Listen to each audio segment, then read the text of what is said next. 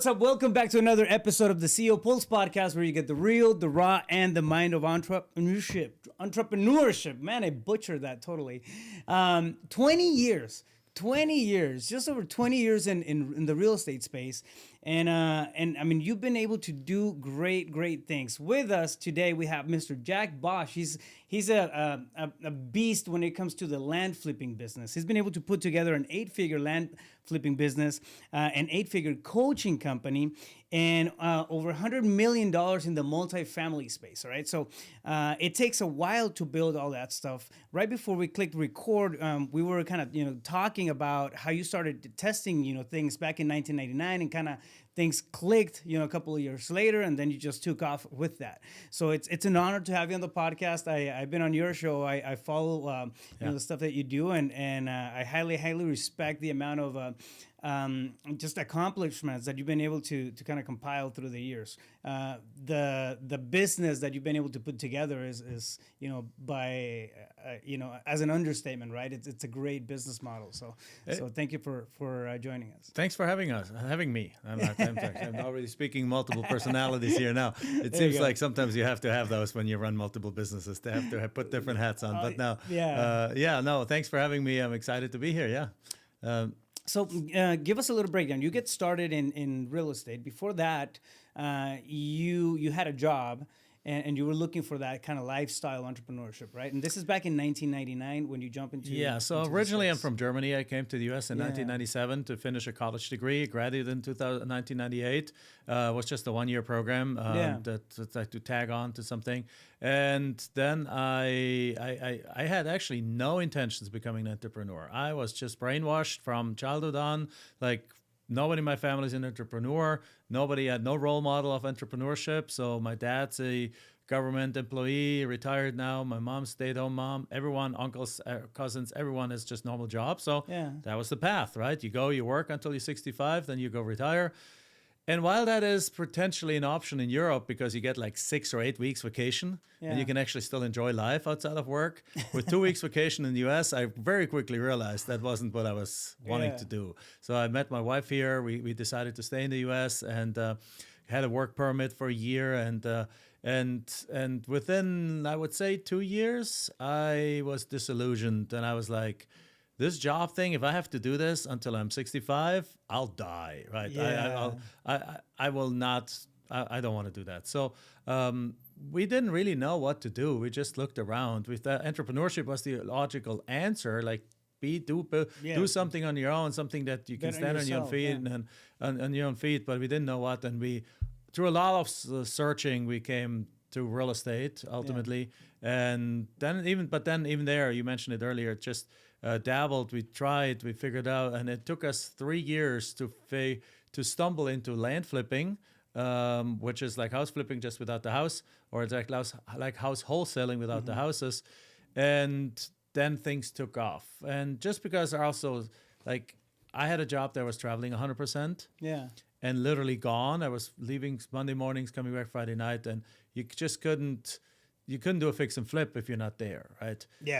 Plus, from another country, I didn't even know the language of real estate. Like, if you grow up here, at least you might have heard about things like drywall. You might have heard things about, like, I don't know, how ACs are built here, and then how roofs are working. And then over there, it's all, over in Europe, everything is much more sturdy built, but also much more expensive, and much more expensive to fix. Like, it's not negative that it's built kind of like cheaper here. It actually allows you to fix stuff cheaper too. So it's actually, but all of that I had to learn first. It's interesting how the differences, right? Like the cultural differences play a big role. I mean, we don't even like that doesn't even factor. Like, for example, I'm Hispanic, I'm Mexican, right? But I grew up in a border town.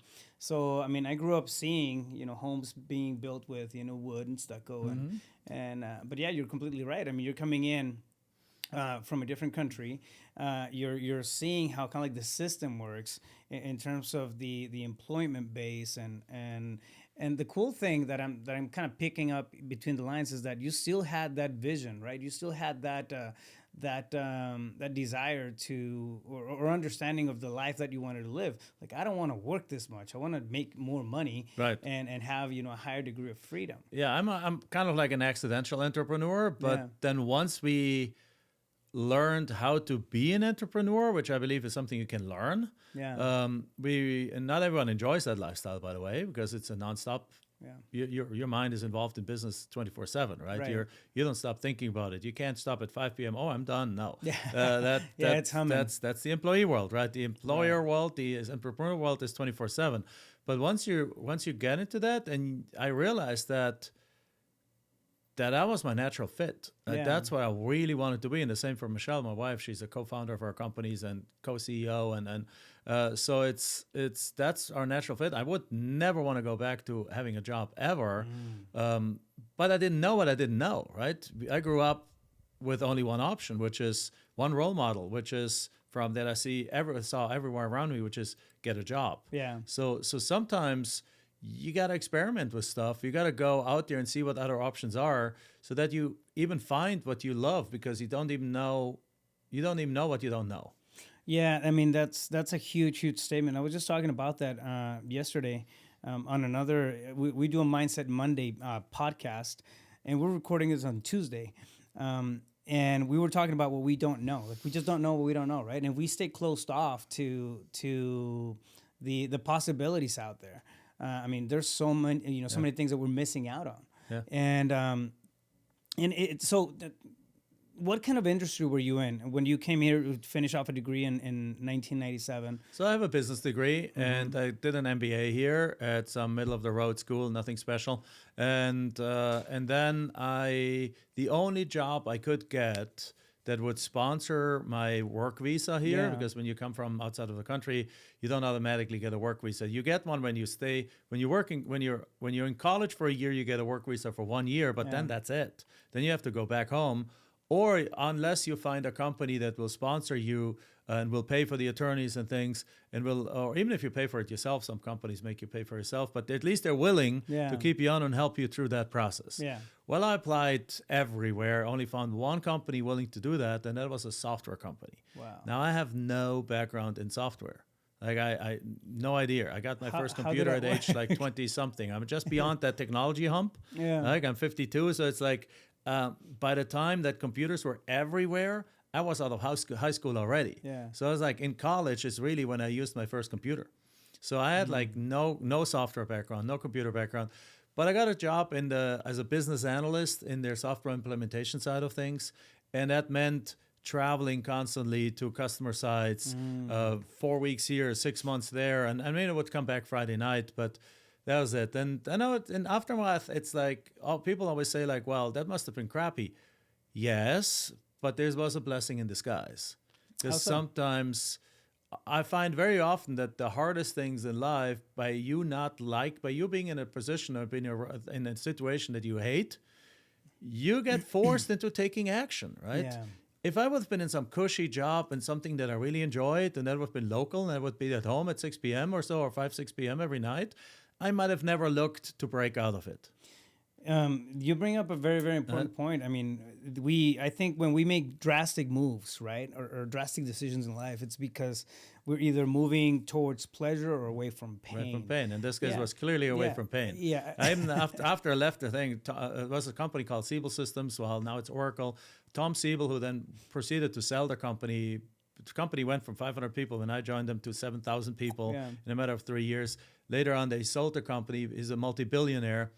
I obviously don't have his contact information, but I went on LinkedIn and I sent him a personal message saying basically, dude, you worked me so freaking hard. It was such a miserable experience that I absolutely am forever grateful for you. Yeah. Because I learned what working hard means in that job. I learned what being there for your team means in that job. Yeah. I suffered more than I suffered in any other job. I mean, it's the only job I had, but more than anything. And it made my life so miserable that I finally broke out and found something else. And now we have multiple 8-figure companies, and we're living the life that most people can't live. And it's because you, Mr. Siebel, made my life so hard. Yeah. So it's like, at the end of the day, I realized that it was a blessing in disguise. It was the trigger I needed. It was the schooling I needed to actually finally pull the trigger and do something with it. So, I mean, there's a lot to unwrap there. Give me a couple of things that you learned going through the corporate world and brought into the entrepreneur space. So the first thing is customer communication, because like you're working on a project that's basically a big black box for your customer, and they don't know what you're working on. Are you doing anything? Are you playing solitaire all day long on your computer? like how do they know anything's happening? Because it's a freaking software project that takes years to implement. So by being there and communicating to the customers what we're doing, which is a role I grew into, and by also involving the customers and showing them, hey, here's what we're doing. Is this the right thing? And by constant cooperation with them, that taught me that collaboration and working as a team it works really, really well. Second thing is just like pure, like this company had like one of these, the headline of them was in search of excellence. So everything they were doing was not perfection. There's no such thing perfection. Some people say perfection is like the lowest standard you can have because you can never meet it. So therefore you fail 100% of the time. Yeah, you're setting yourself up. But you you can reach excellence. You can search for excellence. And so for 5.5 years I owned this company, and every day is like, okay, what are we going to do today that makes us excellent? Like what people would come in is like, how can I make your day a success today?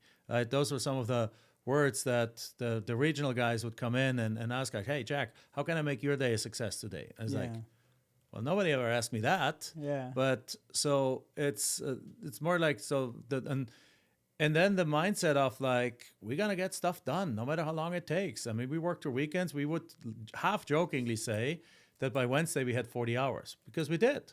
Yeah. Like you fly out at 5 a.m, you arrive somewhere else. It's an hour or two flight. You're at 9 o'clock in the office. You work until 10 p.m. that night. That's 13 hours. You do that. The next day you go from 9 till, again, like 13 hours a day. After 3 days, you have 39 hours. Yeah. And then by Friday, you are 60, 70 hours, and that was standard. So it made me realize that, hey, working 50 hours is half a week. It's just like it's not made me appreciate hard work. Right? Yeah. Even though you work on a computer in an air conditioned thing, it's still hard work because after 13 hours you're tired. Well, you're not owning your hours, right? Like I think that's one of the biggest things.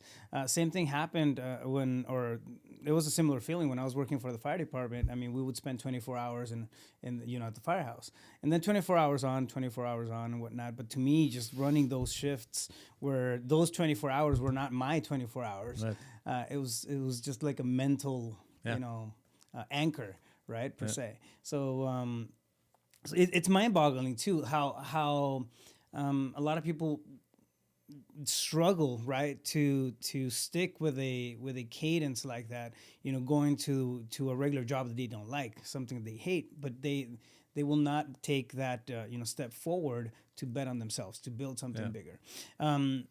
Which brings me, you were challenged multiple times before you even struck some type of revenue in entrepreneurship. What was your mindset process behind that? I mean, because you had to travel to a completely different culture, get immersed in it, understand it, go through the process. I mean, there has to be battles and tribulations like that are going through your mind, right? Oh yeah, of course, yeah. Well, on the job side, it was not so much because, I mean, I accomplished what I needed to accomplish. I got promotions and I got raises, and the feedback was positive, and so that was all good. But the internal dissatisfaction that continued to be there, that kind of drove me, and that was a big hole. Sometimes you're like, man, how I missed my wife, who I met here, who's an immigrant herself from Honduras. So she was back in Phoenix. She was in finance, and we're just how do we, or first in Chicago, then in Phoenix.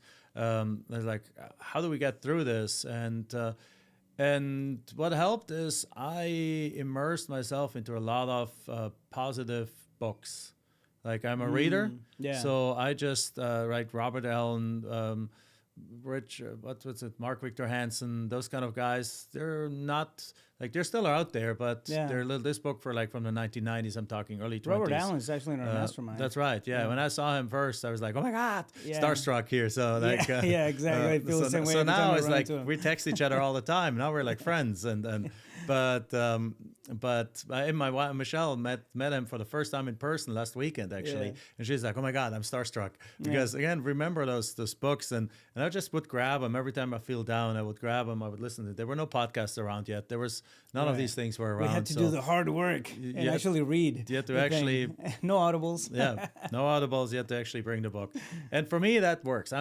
That's the book thing. So because your colleagues, and once I started changing my mind shift, once my mind started shifting to those kind of things, then I even changed my weekly schedule. I started hanging out less with my coworkers, because nothing wrong with my coworkers, wonderful people. But what happens after work until 10 p.m., you go into a bar that still has late night food, and you basically talk about garbage. You talk about just complaining about this person, complaining about that person, about the different people from the client side, and gossip, and what you're going to do the weekend, and then I realized I was sitting around people who had been living that lifestyle for 25 years, of Monday to Friday gone. Basically, they're weekend parents, didn't even know his kids, problem with the kids acting up, because the parents are not at home, right? And that's just like strengthened my resolve. I made it a point to hang out once a week with them. The rest of the week, I went back and I spent my nights researching. What can I do? What else can I do, right? I was tired at 10 o'clock, 11 o'clock at night, would order room service in the hotel room, or just go to a hotel bar, grab something. And then we were not staying in the 5-star hotels, by the way. We're staying like in the Holiday Inn Expresses, where you might have to go on the way, grab a burger on the way before you get to the hotel.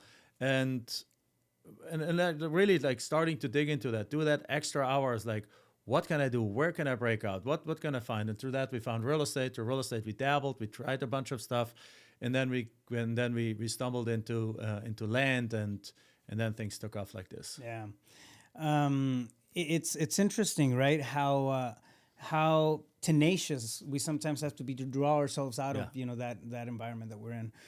So I mean, big props for that, because that's a hard thing to do. It really is. When you're caught in that environment and you see it as the norm, it takes a special kind of awareness to realize that there's something more out there, and a big sense of internal locus of control, per se. So and I give a lot of credit also, for example, to my brother, who is big into like self-improvement and things like that. I remember one time I was just driving back from the job site in the car to the airport, and I called my brother, and I was like, dude, I think I can't do this anymore. Again, it's just, I hate this. Like, dude, just stick with it for just a little more. You've just figured this stuff out. Give it time to work. Just like give it time to work. Look at life this way. Like, look at like make every day. If you already have to work there because you get your visa, just your green card, just give it your best. Just smile every day. Just make it. Try to find the good things in every day. And it's like, okay, and I tried that, and that helped me for 3 months, and so on. And but yeah, it's getting away from pain. Yeah, sometimes that little push is all we need, huh? Yeah. Like really, like it's that little pivot in perspective, that little sense of encouragement coming from somebody else. I mean, it's huge. Yeah. I mean, half the maybe more, honestly, but half the victories are won by the people around us. As we go through the process, and that includes, people who support us, people who challenge us. I mean, it all plays into it. So fast forward a couple of years, you find land, and you start, diving into this process of land. How has your life shifted since then? And then, if you don't mind, I would like to, kind of take a little bit of a backstage pass into how your land process works as well. Sure, absolutely. So how has our life shifted? Well, first of all, the first couple of years it was basically Michelle and I just doing the land business. She actually quit her job first, and because her visa application was attached to my visa application. So if I would have quit, we would have lost our path to green card. If she quitting, she was able to work from home and do land deals, which is a virtual process. You don't actually need to go see properties. You just buy them cheap and sell them cheap, right? So basically, take a $100,000 property, put it on a contract for 30 grand, flip it for immediately wholesale it for 60 grand after closing costs, made $28,000, and move on again, right? Yeah. So she quit her job first, and then she brought the business up. And then when we got the green card, then I quit my job. So that's the first thing. But the first couple of years was just us, and we just poured that same energy that we had poured into our jobs into our own thing. And it's like, and that's what I tell people: if they're working so freaking hard at jobs that they can be let go of in a moment. Isn't that crazy? That if they were to put that same freaking energy into something for themselves and be teachable and be willing to learn some techniques and learn and continue to grow, I mean, the sky's the limit, right? So therefore, what happens is within a year, our business grew to $1 million. We made $1 million in 18 months. I'm sorry. We made $1 million in 18 months. And at that point, we then, from a lifestyle point of view, we continued to live in our starter home. We had just bought our starter home, 3-bedroom, 2-bath, starter home, cookie cutter. You didn't go out there and buy a Lambo? Or? We did not buy a Lambo. We didn't buy anything. We kept driving my 7 or 10-year-old Toyota Camry and her Geo Prism. And then we actually sold one of our cars when we went both full time, because now we didn't need 2 cars anymore. Yeah. So we cut costs, but we kept living there. But then, for example, we did the first year after doing that, we just stopped in summer and took a 4-week trip to Europe. Yeah. Which again we couldn't do before, because 4 weeks is 2 years worth of two years worth of vacation, right? It wasn't your time, yeah. You didn't own the time. Right. Now we owned our time. And yes, during those 4 weeks at a time, because we hadn't set up our systems right yet, we didn't do any additional deals. But now we do. Now we spend 3 months of the year traveling, and deals are happening every day while we're gone. Right? But that's our lifestyle changed that way. But our lifestyle did not change. Our bank account changed. We paid off the house. We paid off the cars were paid off already, and we just stayed that life and built up cash.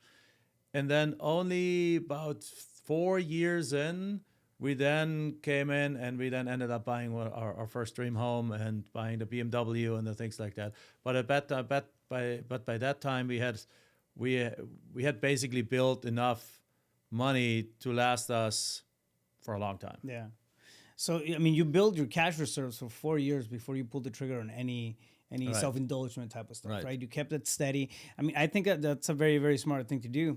A lot of times, and I mean, we see it happen all the time, especially with, students, right? Sometimes they'll hit it and they'll start, getting revenue through the door and whatnot. And so the revenue goes like this and the expenses go like this. Like this, exactly right. And they start elevating at the same rate. And I mean, it's not necessarily a healthy, type of behavior when you're trying to get out of that survival mode and that rat race.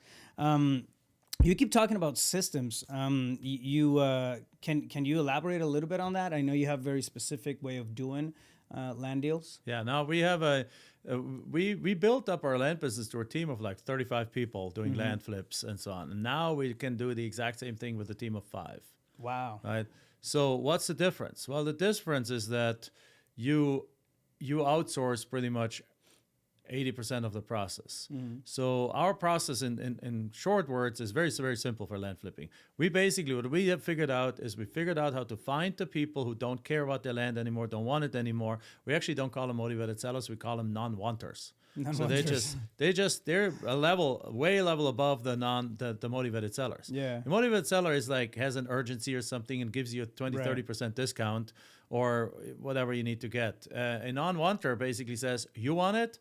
Take it. Give me a few bucks, right? Yeah. So that we figured out how to find those people. And we're using direct mail because in land, direct mail works because there's very little competition. Almost nobody does that in the country. Yeah. Even though we've been teaching this for 14 years now and have a coaching business on it, still there's probably a couple of thousand people in the U.S. now flipping land. And there's a couple, 100,000 people in the U.S. flipping houses. So for every 100 to 1,000 house flippers, there's one land flipper. So there's almost like no competition. So we figured out who they are. We sent them. We get the data. Now the data today, you can. Back when we started, we actually had to go down to counties and get the data from them on a CD. Had to then process this. Had to do all this kind of stuff. Now we just simply go to one of the data sources, enter your criteria, have it. 2 minutes later, you have it. You have it right there. Spits it out. Yeah. Then we used to print those letters ourselves because most mailing houses back in the 1990s or early 2000s, they had a minimum of 50,000 mail pieces to even take you as a client. Well, now we work with mail houses. They have a minimum of 50 mail pieces because technology has advanced so much that they can put a mail run of 300 letters or 500 letters or 1,000 letters. They can insert that into their mail run of the day of 100,000 pieces, and they're sophisticated enough to do that. Before, wouldn't work. Your job had to be the full mail run. Yeah. So therefore, there wasn't any mailing houses we could use, so we had to print it ourselves and send it out. Right. Then, so now you download a list, you take our letter, you send it to the mailing house, they send it out for you. Then the people call you back with interest. Well, we use a call center for that. So we don't take, I haven't picked up any of those phone calls for 15 years or more than that, or even more like 18 years. And then. Well, you stopped taking the calls, I mean, shortly after you got started then. Well, as we build up a team, we had team members start taking the call, but in-house. And then as these call centers started popping up, we then moved everything over to the call center. Yeah. So now you have a call center, they take the information and we know if they call us, they're interested anyway already. And the difference between land versus houses is that the landowners typically are not distressed. Most of the land we focus on, which is land typically worth about market value between $10,000 and about $500,000, most of that land has been in the family for generations or for at least for decades, or it has been inherited, and it's free and clear. Because banks don't like to lend on land anyway. They're just paying taxes on it. They're needing to maintain the lawn, the lawn or the grass or the weeds and things like that. They need to do some repairs to it, and that's all costs they no longer want to spend. They no longer want to do that. So now they call back. We're not involved in that. So now all I need is one person that does deal analysis when these things come in. They need to figure out what are these properties worth. So we trained one person to basically, as all the leads come in, they figure out, well, this one is worth 30, this one is worth 50, this one, run the numbers, what they're worth. Then we make the offer still. I still define the offer prices. The same mailing house sends out the offers.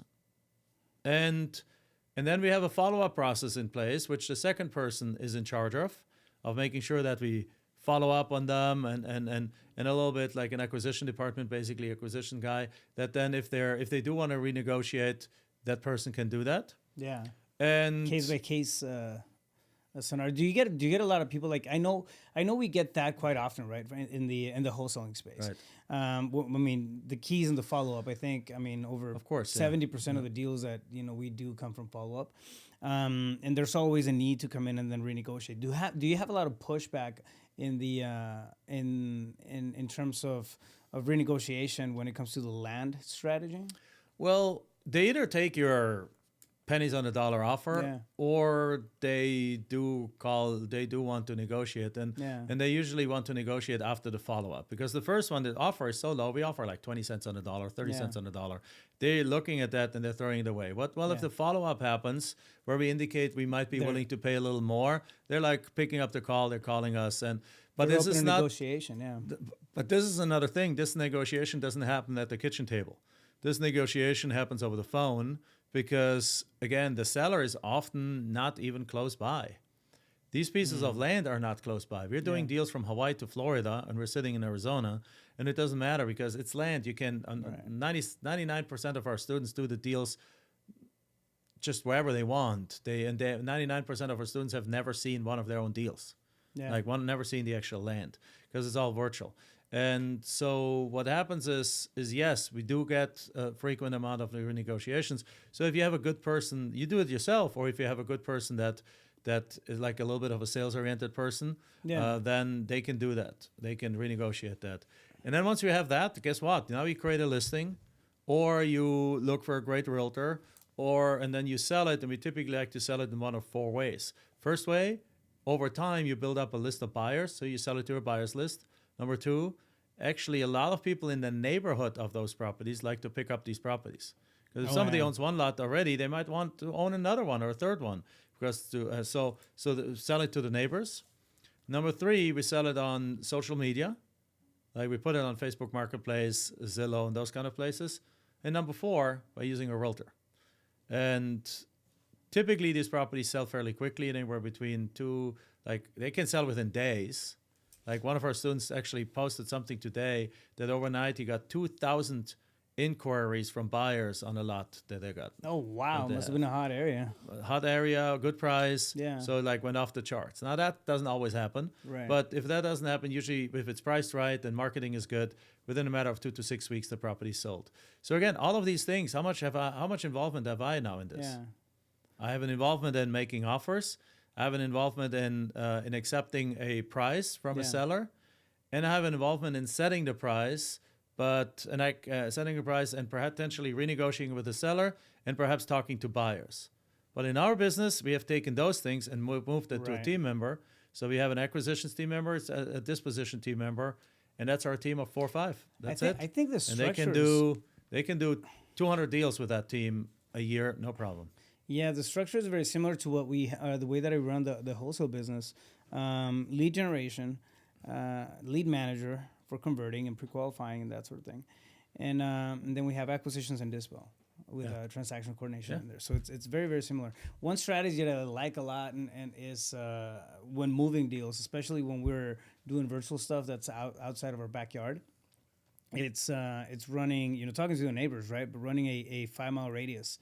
I mean, there's list providers out there that you can, go out there and then do a 5-mile radius of who's bought cash over the last, year, 2 years or whatever. That works really well for infill lots. Yeah. So we focus on 3 kinds of properties. Infill lots in the path of growth, meaning like outside of bigger cities. Yeah. Within like anywhere from 2 to perhaps 30 or 50 miles outside of the city, as well as large recreational acreage.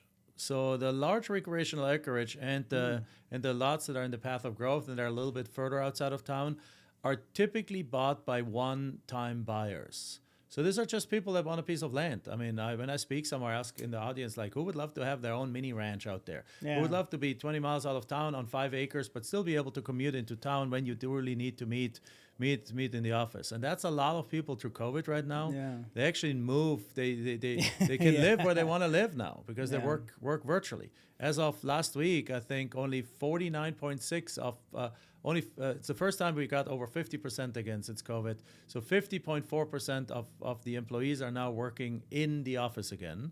But it really means 49.6% of the employees are still working from home. Yeah. And there's 160 million employees in the United States. So it means almost 80 million people, let's say 79 million people in the United States can work from anywhere they want. Right. So that's interesting to them. But the infill lot kind of thing, our buyer is typically a builder. And a builder is a repeat buyer. A builder is a cash buyer. So when you run that cash thing for the infill lots, that works great. Yeah, you're completely right. It makes perfect sense. I mean, it is the type of property that we're often able to move that way. Mm-hmm. And isn't it crazy? I mean, and this is a phenomenal model, by the way. I mean, it's simple. I think it's very approachable. I don't think it's one of those models that is going to break the bank. No. So you don't even have to buy the properties. You can do the same assignments. You can do double closings. We also love selling these properties with seller financing. And if we do it right, you actually get the down payment that you get from your buyer is more than you actually have to pay the seller. Yeah. So it's like let's say a $50,000 piece of land. You put cash on a out contract and for cash 8, flow. and somebody gives you a $10,000 down payment. So now the $10,000 down payment is more than the $8,000 that you promised to pay the seller. Right. So you can even go to have a title company do a double closing where they use the $10,000 to pay the seller 8, use the $2,000, keep it themselves for title insurance and so on for the closing costs, and now they give you a note, and now the buyer starts paying you $500 a month for the next 15 years, and you're making something like $90,000 on that deal with zero money in the deal. Yeah, and some cash out at the beginning of it if you structure it right. Yeah. No, it's amazing.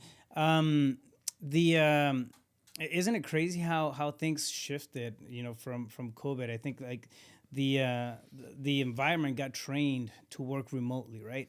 And the pursuit of that dream just kind of became more real, where people were working from virtual space, and they can actually go to different more vacations, or Right. spend more personal time, and that sort of thing. I mean, that's a big thing. I think that the space that we're operating in is it's one of the few ones that allows that to happen, right? Especially if you structure it right, like the way that you have. Especially with a virtual program, yeah. With fix Yeah. and flip, that's much harder to do. Yeah. Because you got to Yeah. have somebody, or you got to be a really good manager and then manage the team on there. And Right. most people I find when they get started, they're not yet good managers. Right. I wasn't a good manager when I got started. Yeah, I know. I wasn't a good Right. manager. So we didn't know what we were doing when we got started. Even though I have a business degree, I got an MBA. Right? Doesn't Yeah. teach you how to become a good manager. Yeah. It just teaches you some skills on how to read a P&L and how to and some marketing and some things, which are all beneficial. Yeah. But once you start your own company, it's like a budget. How do we do that? Dude, there's What is this? there's no experience like hands-on Right. when you're going through your own process, and training, building your company and putting together your ball of wax per se, right? Yeah, exactly. So right. it's a beautiful experience. Very, I think it's very rewarding emotionally, and it's also very challenging at the same time. So Actually, at it's this like point, love-hate. that's like people ask me like, what do I do with my day today? Yeah. Well, I'm not much involved in the land flipping business anymore because again, we have acquisition, disposition. I set some prices and so on. That's about it. I'm excited. We sold the property yesterday, and it's like great. Yeah. Don't even know which property it was. Doesn't even matter, right? Because our transaction coordinator takes it, presses it through. She sends me a report. Probably by tomorrow, I know exactly the details, but that's it. And then on the coaching side of things, we've built a team of 75 people in our company. Wow. And I'm spending time really there, like managing people. I'm spending time optimizing processes. I don't even coach anymore. Yeah. At the beginning, I was the coach, right? Then we brought in some extra coaches. Now we have 17 coaches that coach in our organization, and they're all successful students that came to our program, built their own business, flipped 50 to 100 deals a year, and part-time they coach, Right. and because they just love it so much. But I have grown since the title of the CEO Pulse, right? I've grown to become the CEO of that company, as well as my wife is too. She just stepped back from being the CEO. I was the COO, and now I'm the CEO of the company, and we're hiring a COO. And the biggest challenge is grow your own mindset and grow your own capabilities as a leader so that the business can actually grow with you. Yeah. Because the business cannot grow. That's the saying that's 100% true.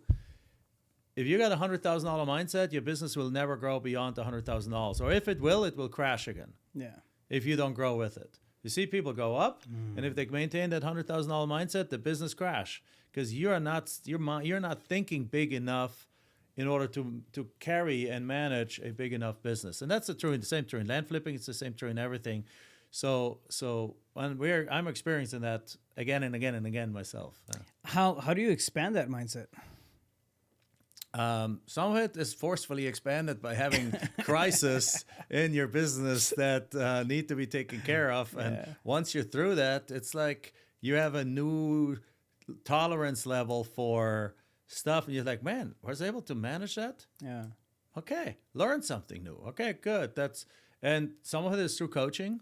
Yeah. Like we have a business coach that she runs an almost 9-figure business, and we're just on her coattails. Yeah. Right? We're smaller than that, but we're on her coattails in a way that she seems to be experiencing the same stuff we're experiencing just 2 years before us.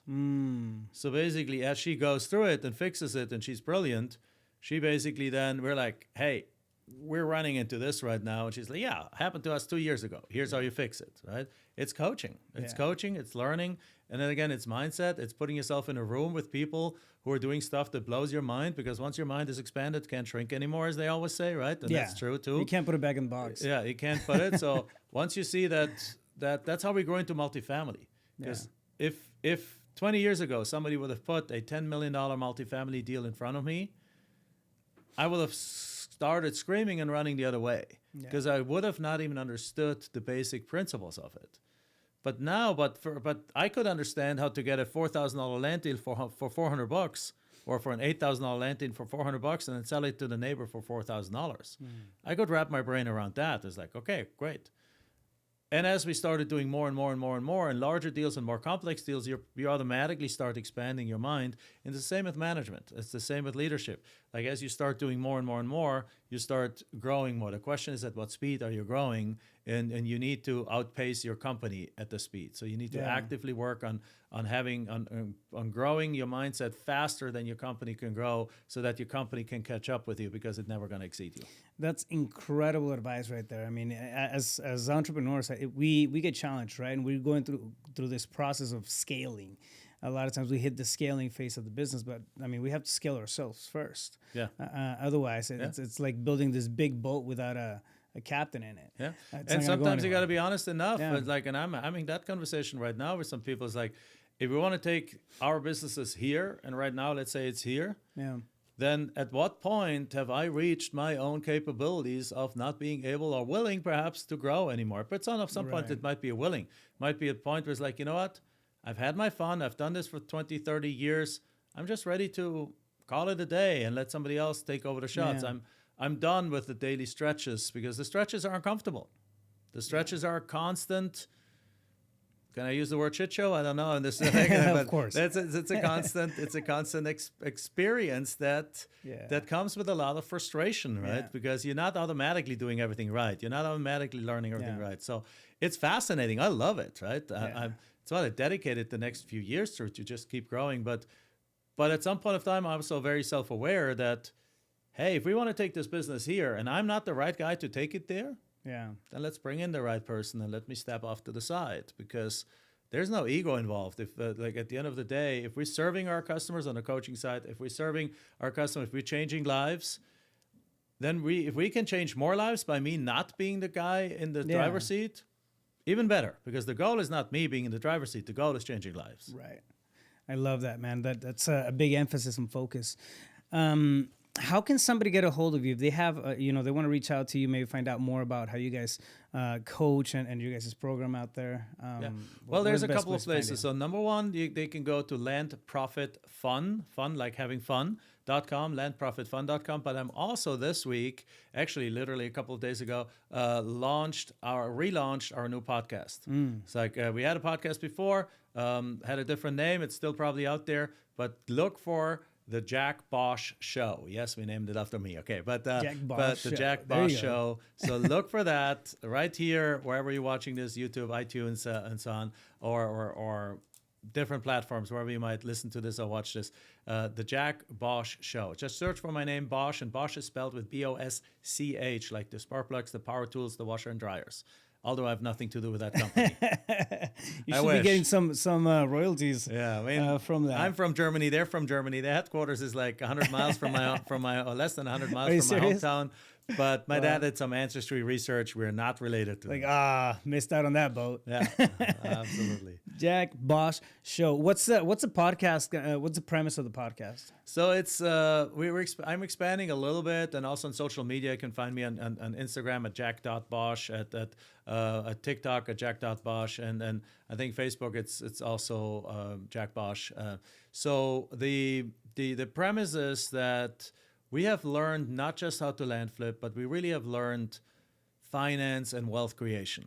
Because the reason why we have $100 million in multifamily is that we make our money in land flipping, but land flipping is an active strategy. It is. Like, Yeah. so like wholesaling is an active strategy. very And if you much. stop, the income stops.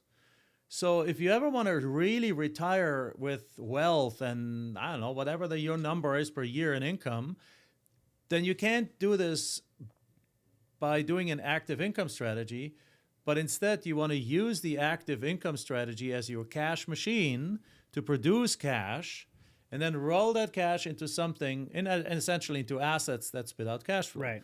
So we have rolled the income from our land flipping into a ton of real estate. In our case, the investment of choice is multifamily and apartment complexes.